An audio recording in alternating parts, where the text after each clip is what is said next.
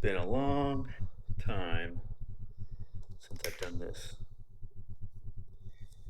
I want to show you some stuff and talk about some stuff. Um, First I gotta take these fucking things out. You won't be able to understand me. I'll leave the bottom ones on. I can still talk. Um, so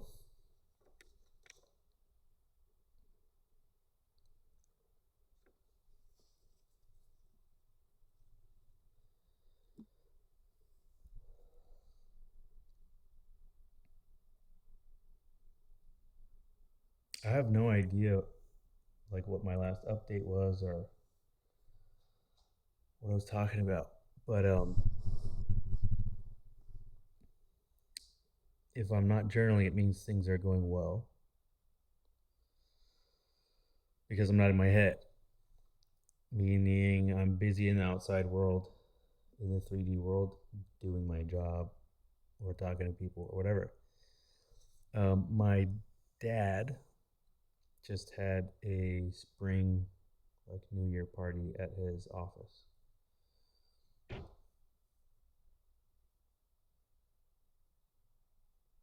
And he did one last year too that I was at. And I noticed that my interactions with people were different. And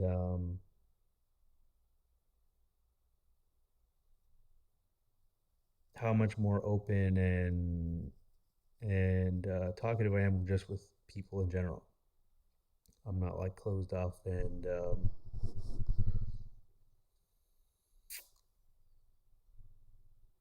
cunty to people. So last year I don't remember like really talking or interacting with anybody, and this year it seemed like I was like, not that I was like part host, but there's a car show. I brought my cars, and then people are asking me, taking pictures with the cars and asking questions, and I gave people rides. And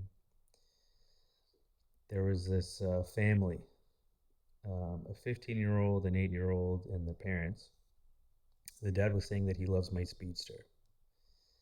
I was like, the key's in it, go drive it. He's like, really? And then uh, he tells the 8-year-old he's too young to go for a ride and brings the 15-year-old. And then I see the 8-year-old is like crying. He's like pouting and dragging his feet. And I was like, while they left, I was like, hey, come with me. We'll go in the purple car. And he lit up. And my seats are white, and definitely from giving people rides, I have to clean the seats. But it's just a car, you know? And I was thinking, like, there was this Italian lady, I don't know who she is or whatever, but she's kept interacting with me, talking about like how she wishes she had a daughter my age or something to introduce me to. But she's like, "Have you ever been to these before?" I was like, "Yeah, for the last 40 years." She's like, "Oh, like that's how uninvolved I was and how involved I am." Um, and I went to a car show last night alone, and then had to obviously just talk to people and hold my own. I got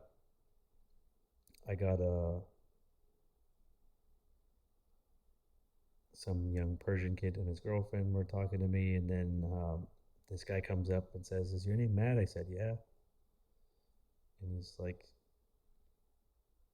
basically saying like he got into my industry because of me, and saying that he watched my podcast interview, and him and his brother were hoping they could have lunch with me and pick my brain and stuff like that.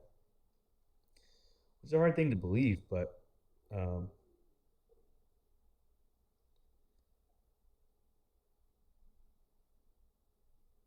not like putting yourself out there, you risk being ridiculed or disliked or saying the wrong thing and being ashamed or whatever. But um,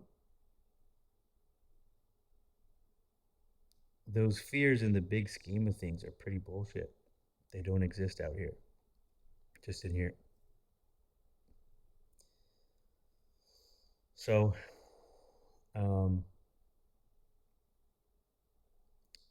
the other thing is, I realize how much more open I am in the world because I have someone in my life who's building me up, who's constantly complimenting me and reassuring me and building my confidence and giving me compliments and um, acts of service and all this stuff. And it feels very weird to receive all of that. And then it makes me think about psychologically how you, like, narcissists and the victims of narcissists have something in common, which is negative self image. So, like, what a narcissist is attracting to you is that same thing, that negative self image, where one repels it and rejects it because they identify with it so much, and the other identifies with it so much that they get defeated by it. This is why these two people, these two types of people, albeit very different, are in their nature sort of the same, yin and yang, right? Two sides of the same coin. So, uh, in essence, being treated like shit by a partner usually means you believe you deserve that treatment. Just basic psychology. And now on the flip side, I've never had someone treat me so well. And I don't know how to handle it. And I don't feel worthy of it. Even though I know I am, even though I know, like, it's, you don't have to always give, sometimes you can receive. So I want to do a lot for this person to show my appreciation. Um, but it's weird and unfamiliar territory.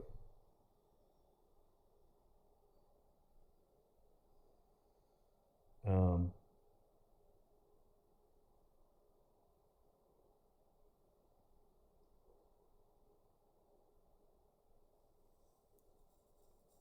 I think I, like, fell on the sword quite a bit in the last year, being selfless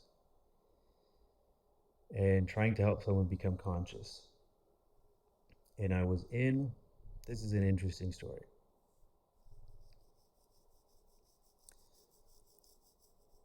As an empath, self proclaimed,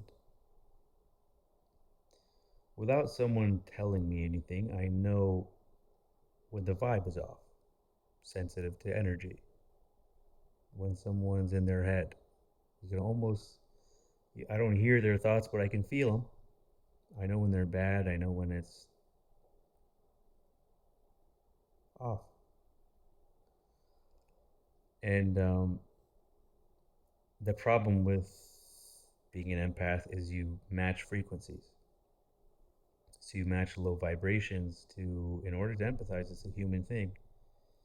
Also, everyone knows this now, but they're saying that these Botox and fillers and all the shit that they put in their face makes the turns off the part of their brain for empathy. Because as I talk to you, you oh, and when your face is frozen, you're losing that connection, and you're actually becoming a psychopath. That explains these bitches. These fucking whores are out here shooting their faces up, full of chemicals, goes straight to their brain, and makes them less human. That's what's happening. That explains a lot. At any rate, I I had that dream about a siren.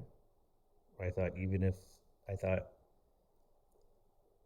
God doesn't make things just to suffer, that my own suffering was meant for my growth, that everyone I could look at, I could see how their suffering was meant for them to change and grow. And some people answer that call and some ignore it.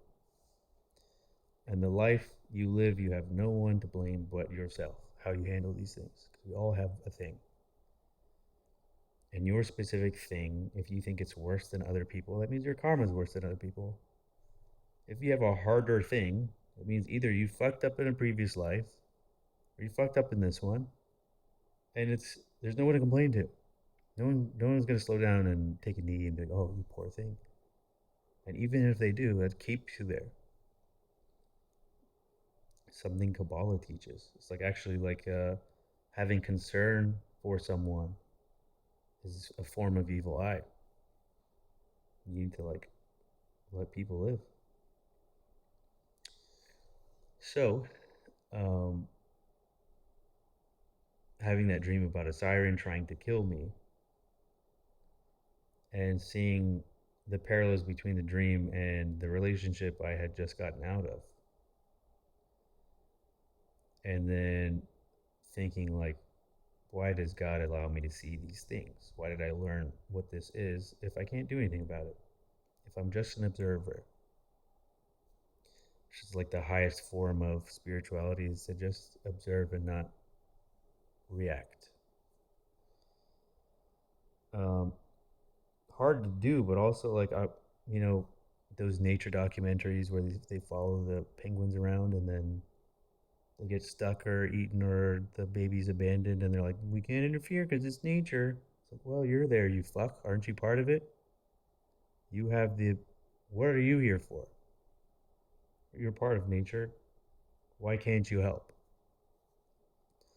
So rather than donate a fucking bunch of money to random places or whatever, it's like what you can do with your time and your energy is far more important in your local circle, in your immediate area. There are people that need your time and energy and help and money rather than send it off somewhere.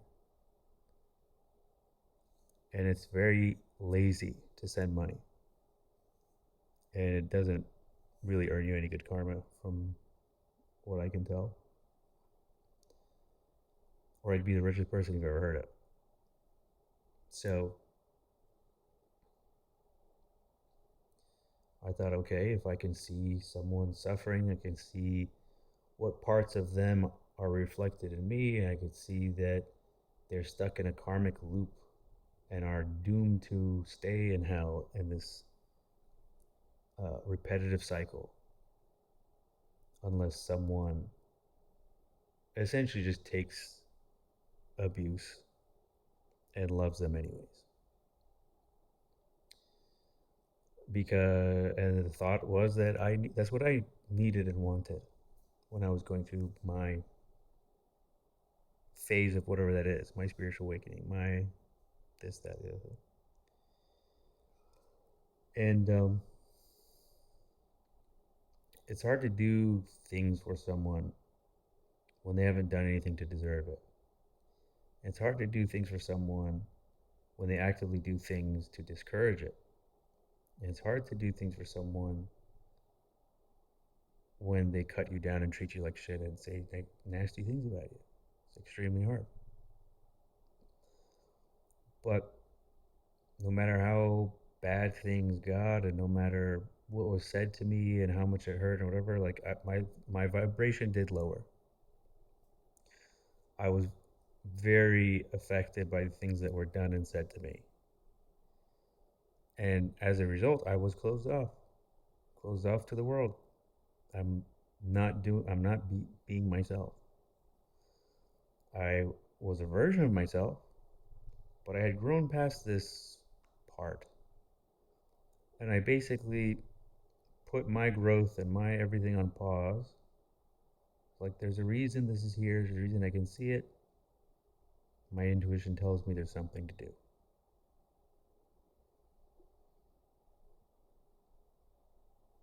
Who cares how much money you have, how many cars you have? Who cares where you went to school? Who gives a fuck? When you die, you don't take any of that with you. But the things that your soul does to grow, and the people whose lives you change, I think that matters. I think that's what matters most, in fact, in life. Call me crazy, but in that dream about the siren, knowing a siren's job is to lure men in and kill them. And then seeing that in this specific siren story, that's what happened to the previous generation. The siren killed the man. The siren had bad energy, erratic, toxic energy. And the man did his best, I'm confident, to try to fix that. But it's not possible for someone to fix someone else. It's not possible. So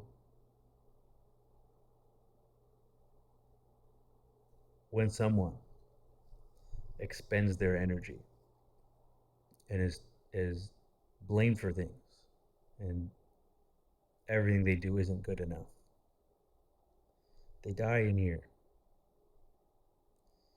And then when they die in here, they drown their sorrows, they look to numb themselves, and then they die out here. And I could see how history was repeating because I was dying. I was being murdered by someone who doesn't know that they're doing it, you know? So it's like you can't be mad at anybody in the equation. It's a horrific and sad thing to witness or to be a part of or to exist. It's a sad thing if you zoom out and actually see what's happening. It's like that person doesn't know what love feels like.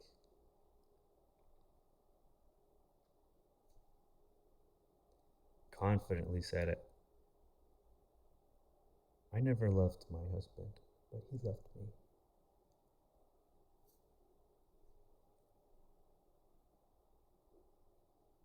Hmm. A lot of questions, but I just listened. I'm like, oh, okay. Then later, oh no, I took care of my husband when he was dying. And I did it out of love.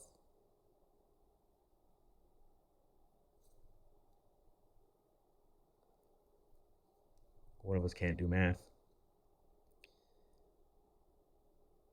If you left your husband, I'm pretty sure he'd still be here. Because happy people don't kill themselves. Happy people don't numb themselves, frankly. So,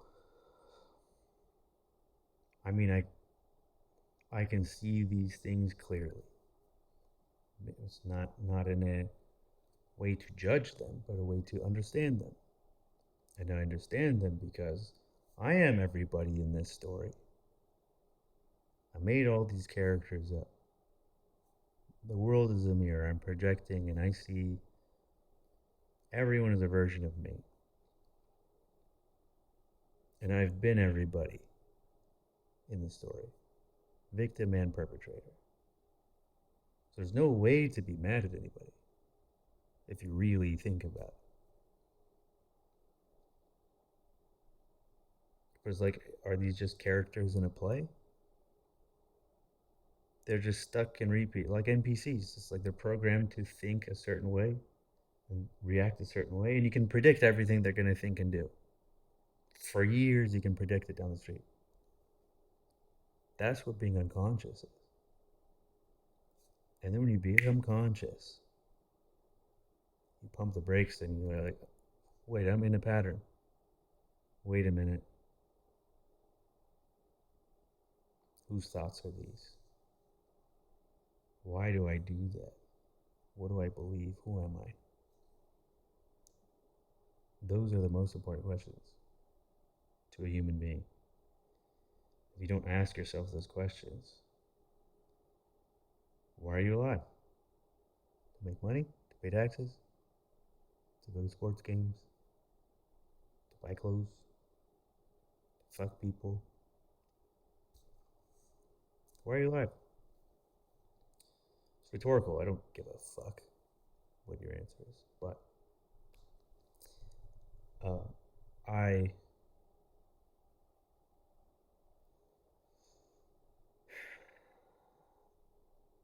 I put so much of my energy into trying to see if I could help someone break out of hell. And I went to Northern California with a friend of mine to go to this car race. And he's a spiritual guy, and we have spiritual conversations. And he's like, "What do you want?" Right? He's a young guy, and he's like on his way up, and he wants to become a billionaire and all this stuff. He's like, "What do you want most in the world?" And I was like, honestly, for this person I'm thinking of to become conscious, because I know they're suffering. Even in the moments that they're smiling, they're suffering. And happiness isn't a brief moment in your day. Should be your entire day. If you're happy, you don't have moments of happiness. You have moments of contentment or moments of relief, but happiness should permeate every part of your being. And me and my friend, we talk about synchronicity, we talk about God, we talk about the meaning of everything. And when I told him it's like if you wrote it blank check and handed it to me, it's like, anything I want in this world, I already bought. I'm working a little bit harder to get more stuff and to, not to leave a legacy, but to like do something while I'm here. But it's not important to me. Those like accolades are, it's nice that that guy said he got into the business because of me and wants to pick my brain and is like talking to me like I'm his hero. That's cool.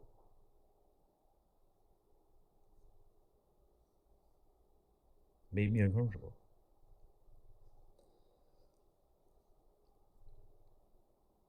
But if someone interacts with me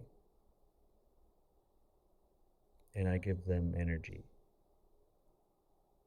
and I understand their pain and I empathize, and then they become conscious from that, what a gift that would be.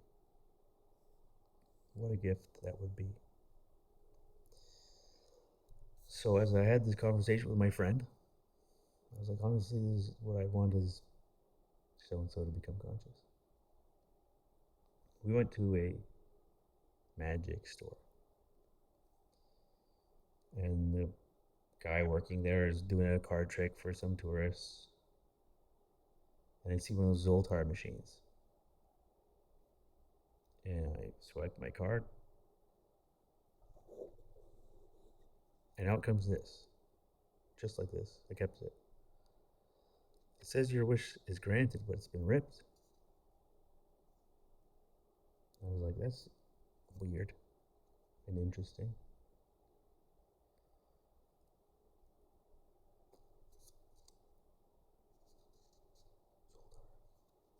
So,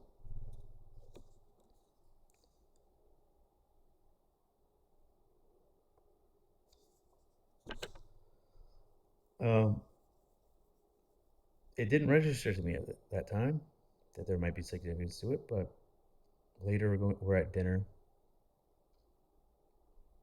and I get a call from a number I don't have saved. And I was like, oh, I think I know who this is. Hello?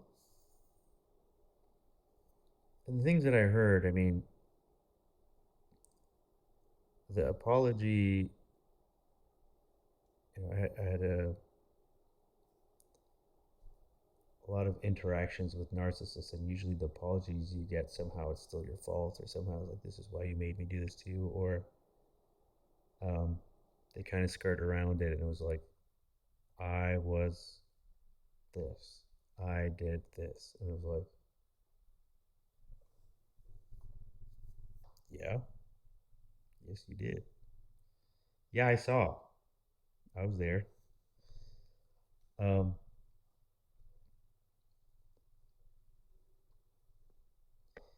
that doesn't. I mean, does that mean they became conscious?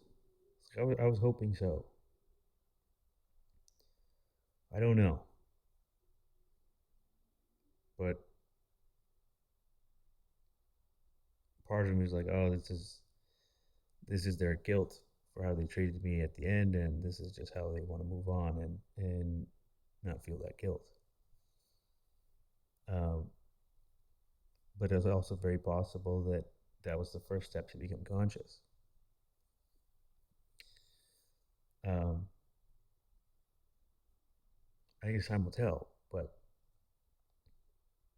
my attachment to the outcome is done. And then now, here, months later, I meet this person who is like so giving and generous with their time and energy, words of affirmation and acts of service and all this stuff. And it's just like it's overwhelming how much someone's willing to do for me without me asking. It's like you beg someone for the minimum, and then some a different person is like, I'll give you the world, and I like doing it. The reward is in me doing it. And I heard this thing from one of the spiritual people that I follow, that star seeds, empaths, chosen people, whatever the fuck you want to call them, blue rays, conscious people, Christ consciousness, whatever, awakened ones, are lonely in the world because everyone they're surrounded with is in karmic loops and unconscious. You can't actually connect with anyone because no one's mirroring you. There's nobody like you if you're awake. So she said, like, oh, this is the time where you basically see reflections of yourself. And without much time in, it's like I trust this person implicitly to do the right thing and be a good person. It's like I know that they did the work.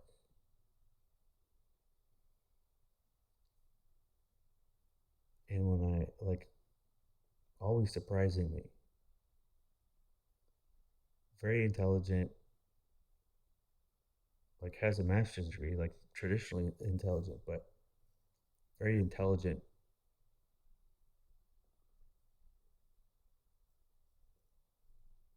because we can have an intelligent conversation. And when I first said something, she's like, okay, Carl Jung. And I was like, Carl Jung? Who learned you that?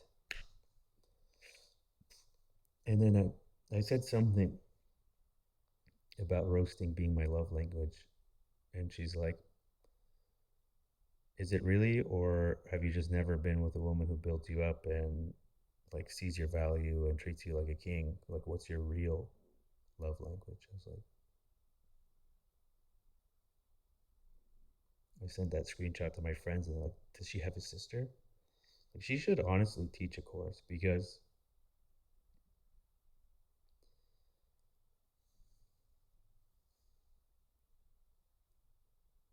everyone is sick to some degree. Everyone is just interacting with people. You're gonna get sick, spiritually, mentally, physically. You get something spiritual or STD or some other thing. You'll catch it.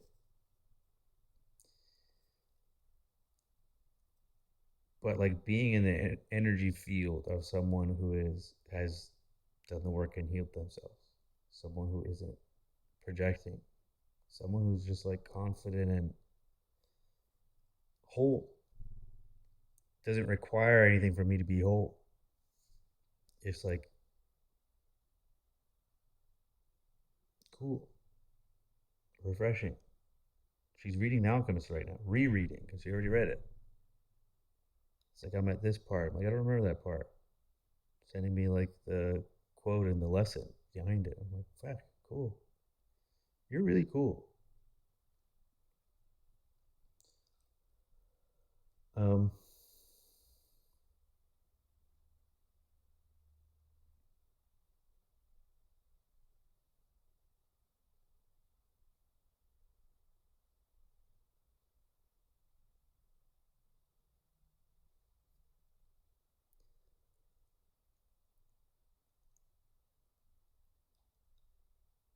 I'm more myself.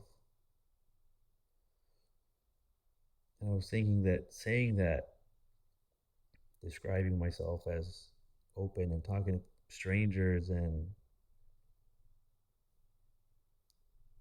people saying hi to me. I'm obviously visibly I'm not so closed off as I was. My normal state was this closed off and angry and unapproachable, whatever. But that's not who I am. I became that, and I have to unlearn those things. Made me closed off and fearful and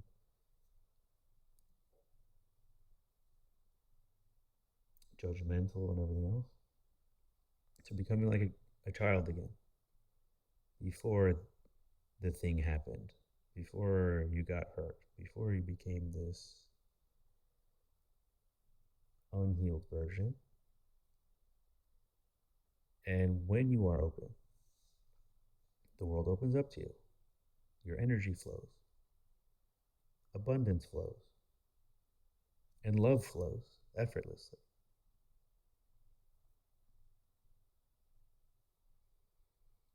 So finding that flow state. I think Abraham Hicks talks about that. You're in the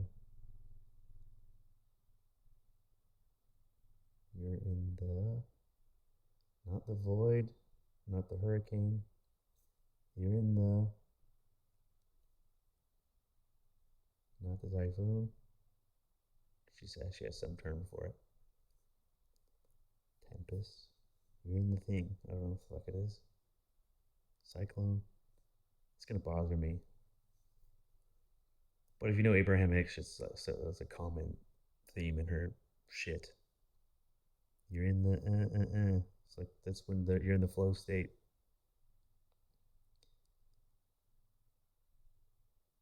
Can't remember. But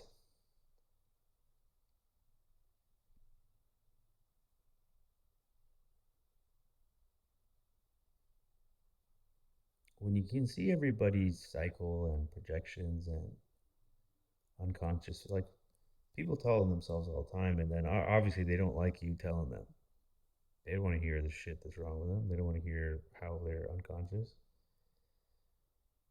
But from the like, what am I supposed to do on this side? Hey, you're doing that because of this. Fuck you. Oh, fuck you. I'm doing it. Is it wrong of me to notice that you're a cunt? So, any whoosy what's it? Um,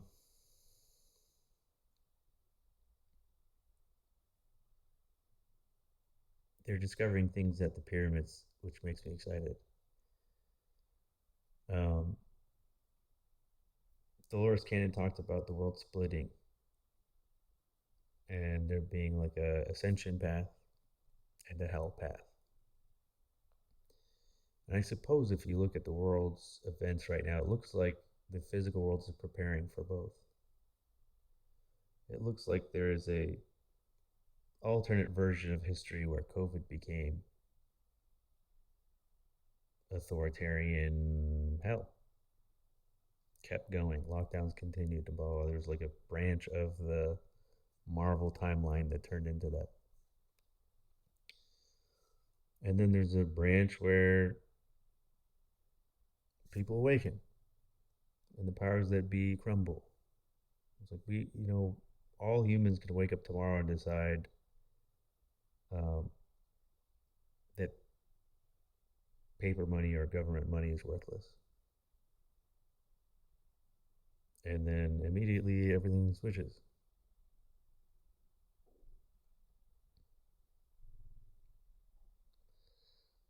Um, it's all make believe. So, like, the people that have the power only have power because you believe they have power. And it's the same thing spiritually. No one has power over you unless you give it to them. Weirdly. So, whether it's metaphoric or literal, it's the same thing. It's the same thing. I don't like the idea of anyone having power over me. Don't tell me what to do.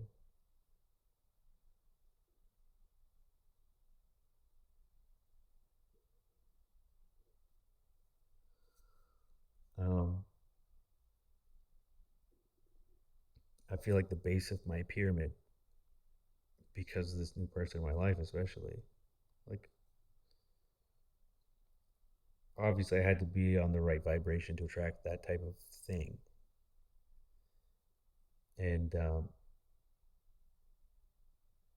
she's like me, like fit, like health focused, great body,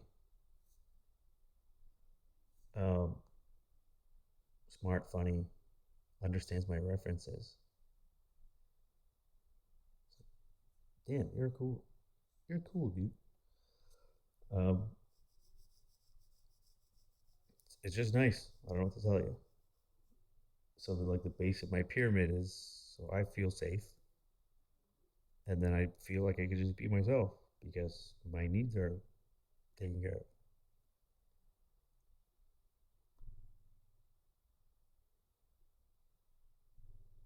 Pretty neat. So maybe like this didn't happen. Maybe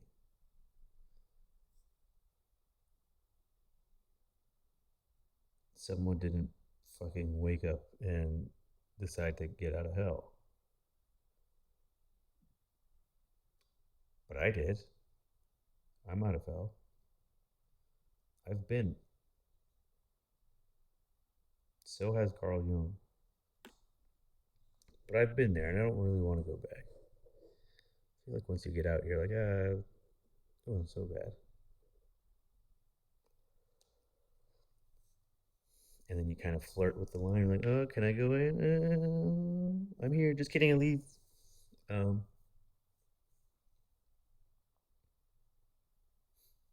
good thoughts, good words, good deeds. Honestly, when you're around like negative people, it's so hard to have a high vibration.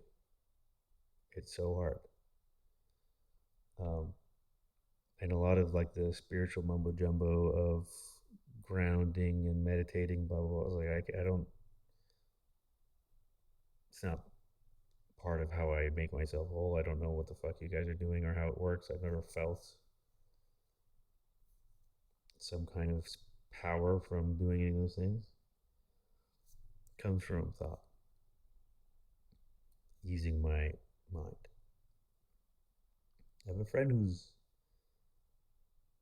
girlfriend is struggling with her mental health issues, and her therapist is telling her what to tell the boyfriend in order for him to manage her outbursts and calm her down when she's upset over nothing.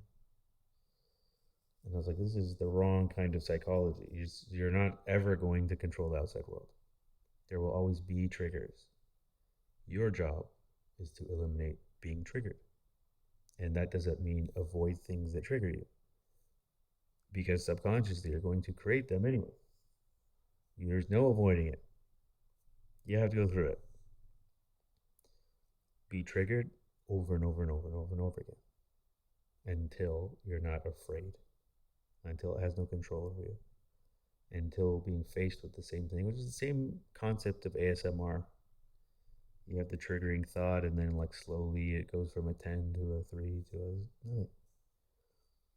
But rather than gaslight yourself into not reacting, you just think about it, just deal with your emotions. That's where you have this. The fuck? You have everything you need already.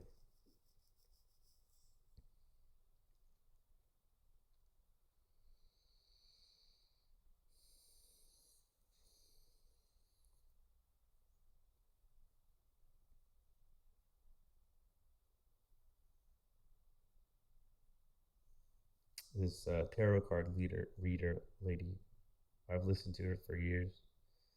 The only person that ever made sense to me, and like when I went through things that felt like they were unreal, she was like exactly at the same time calling, like, "Oh, I feel like you're dealing with this," and I was like, "The fuck?" I had her do a reading for me. I don't talk about what she said, but it felt nice to talk to someone who's like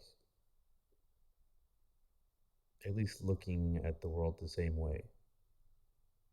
I don't know about dragons and fairies and fucking shit like this. I've never seen anything like that, or I don't know what the fuck, if that's a metaphor or something literal, but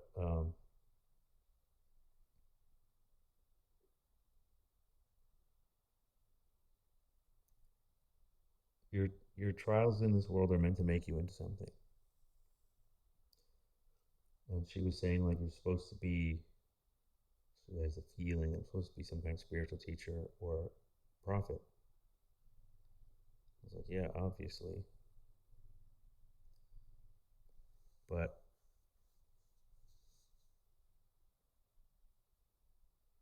I don't have a desire to be famous. I don't have a desire to be worshipped. I don't have a desire to be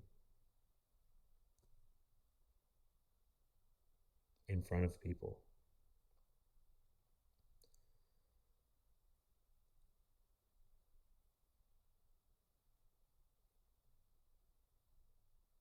When I go to sleep to pray, or go to sleep like I usually thank God as I'm sleeping. Thank you for my lessons. Thank you for giving me the strength to get through them. And what I want to do in this life is basically whatever God wants me to do. So I try to pay attention.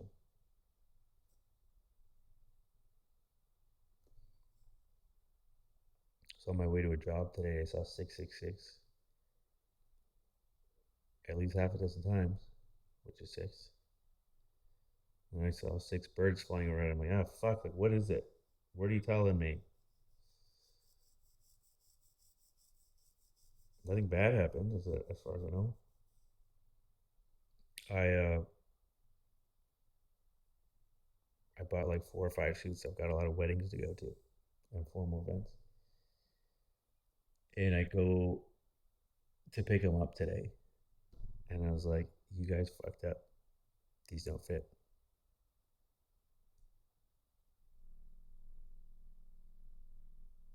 And the manager was very accommodating. He's like, "Oh, we didn't change the size of the arms or anything. We just shortened the sleeves." I'm like, "Well, look," and I'm like, "I'm the same weight as 2 weeks ago. Like, what could have changed?" And then they give me the next size up, and I was like, "Okay, I definitely grew." Uh, I said that in my head. They're taking care of it, but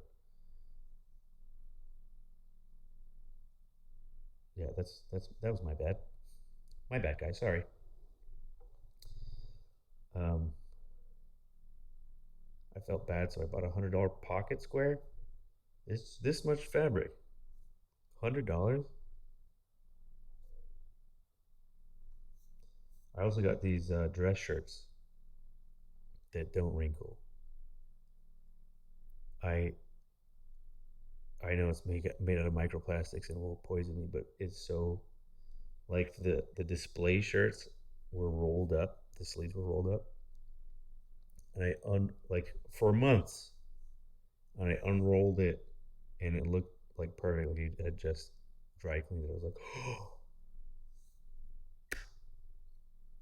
Jawad June, go find me every color of this shirt. It's all I'm going to wear now. It's so hard to find good dress shirts when you're built like me. Um, I was taking creatine. I had these gummies, and I was waking up sweating at night, sweating fucking bullets. And I quit the creatine, and somehow I'm bigger. I was definitely retaining water. I still feel like I am. My abs aren't their former glory, but this fucking bicep is bitch. I literally yesterday was telling my friends like, I guess I'm old now. It's like the muscles aren't popping like they used to. I don't know what the fuck. 40's right around the corner. And then as I'm trying to squeeze my arms and stuff, I'm like, oh, it's not working. They're like, we didn't touch the arms. That's you. I was like, huh.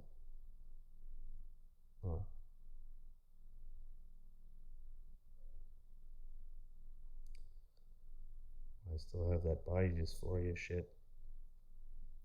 I'd rather think my muscles are small than think my dick's too big, you know? Turn it inside out for me. Make me leak. Turn me into a mutant. It's a strange thing to ask a doctor to do. Can you mutilate me, please? It will make me happy. Fuck, we live in a world. This has to be out. That's such a fucking. What the fuck? I wonder what future humans looking back at this like, what the fuck are you talking about? Because imagine sending one of these things back in the past. Go explain to the fucking to Genghis Khan. Did you assume my gender? Arrow to the eye.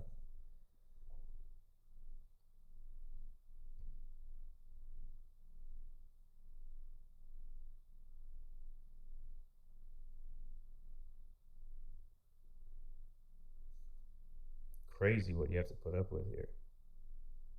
Everyone gets an opinion. My vote counts the same as that person.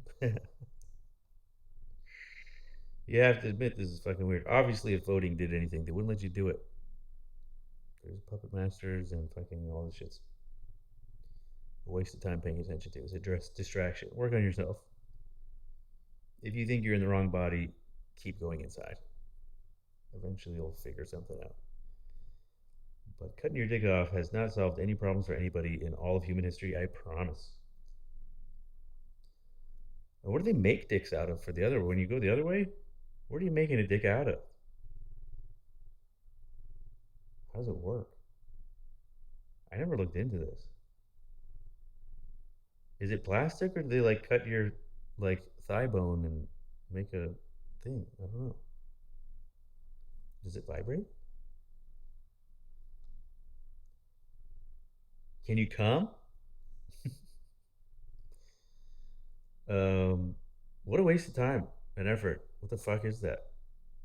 Jesus. All right, enough with social commentary. Um, I don't know what to tell you. Is there anything else that I can update you with?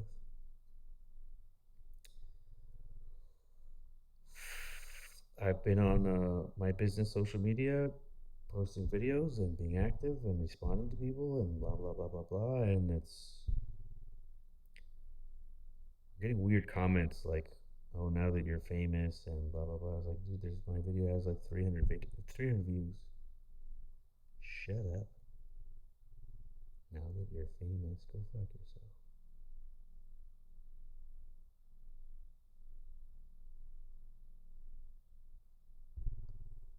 Um, I imagine the stuff will pay dividends later, but fucking right now it's painful. I don't want to do it. I want to be in a hole somewhere and blah blah blah. But I know I have to grow. spiritually speaking, if you're not growing, you are dying. You're throwing away your blessings. Teaches that in Kabbalah as well. You should learn Kabbalah. David Yum has great things. Ghiym on Instagram. The other thing, Instagram shows me like immediately when I downloaded it to respond to business stuff, it immediately is showing me conspiracy shit. I'm like, oh, you read my text messages for sure. And like I'll click on them every now and then or every day. And like, yeah, I know that. Yeah, fucking yeah. The towers fell at free fall speed. It's impossible. Yep. Okay, but it doesn't bother me. I'm like, fucking who cares? There's no reaction. There's no energy given to it. I was like, yeah, probably there. Oh, so shitty people rule the world and always have. Tell me something new. Um, can't wait till that ends though. Do we live in the time where that switches? I hope so. Can I tell you something else? Is I didn't like my new car, the purple car, until I got wheels on it and lowered it, and now like I went to the car show yesterday as the sun was going down. I was like, this color is amazing. This car sits perfectly. The stance is mean. Love it. Love it. The price of the modifications cost an entire new car, but fucking YOLO makes me happy. I didn't care about the car at all until I liked how it looks, and now sick. It's fucking cool, man. And now I'm starting to go to car shows and stuff. Time for me to be out there, bitches. I hate flooring it. It's too fast. It's not that it's too fast. It's that it feels sketchy. Like I obviously want it to be faster, but fucking you get a little bit no thank you. You don't have to be going very fast to hit something really hard.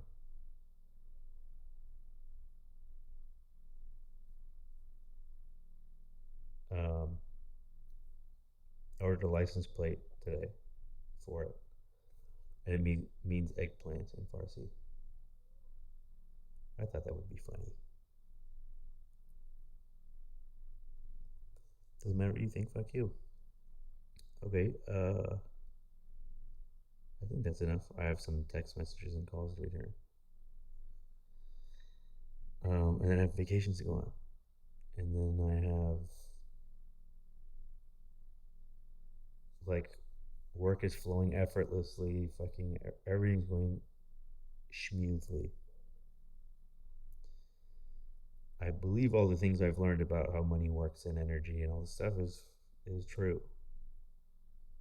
And the only times it's not true is when I'm fucking up. So I'll do my best to stay in the path, stay in the ether, stay in the, I don't know what the fuck that bitch says. Damn it, Abraham Hicks. Stay in the.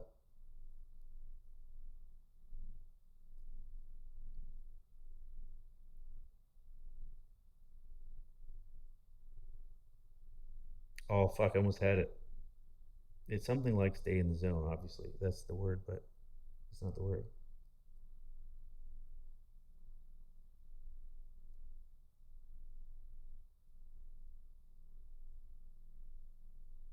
As soon as I hear it, I'm gonna be like, fuck that.